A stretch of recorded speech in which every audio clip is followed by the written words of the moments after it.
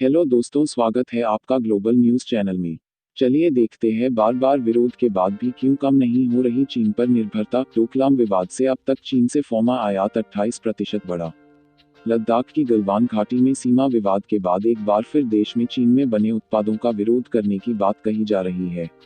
सीमा पर हर बार विवाद के बाद चीन पर निर्भरता कम करने के लिए योजनाएं बनाई जाती हैं, लेकिन यह योजनाएं सिर्फ कागजों में ही रह जाती हैं। 2017 में डोकलाम विवाद के बाद भी फोमा सेक्टर ने चीन पर निर्भरता कम करने आयात में कमी लाने की बात कही थी, लेकिन ऐसा संभव नहीं हुआ, बल्कि तब से अब तक चीन से फोमा आयात में बढ़ोतरी हो गई है।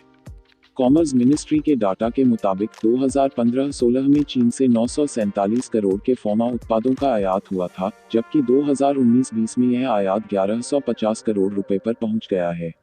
इस प्रकार इसमें 28% की बढ़ोतरी हुई है। इसके अलावा इस अवधि में मिश्रित फोमा उत्पादों का आयात 58% बढ़कर 276 करोड़ रुपए पर पहुंच गया है। मिनिस्ट्री के डाटा के मुताबिक भारत एक साल में चीन से 15,250 करोड़ रुपए के फोमा इंग्रेडिएंट्स, केमिकल और अन्य मटेरियल का आयात करता है। दवा निर्माताओं का कहना है कि चीन के उत्पाद सस्ते होते हैं। इसके अलावा घरेलू दवा इंडस्ट्री को प्रोत्साहित करने के लिए देश में पर्याप्त नीतियां नहीं हैं। इस कारण दवा कंपनियों की चीन से आयात पर निर्भरता बरकरार है। इंडस्ट्री के अनुमान के मुताबिक भारत अपनी जरूरत के 70% एक्टिव फार्मास्यूटिकल इंग्रेडिएंट (API) चीन से आयात करता है। इसमें एंटी इन्फेक्टिव और एंटी कैंसर मेडिकेशन शामिल हैं। इंडस्ट्री के मुताबिक पेनिसिलिन और एजिथ्रोमाइसिन जैसे उत्पादों के लिए भारत 80 से 90% तक आयात पर निर्भर है।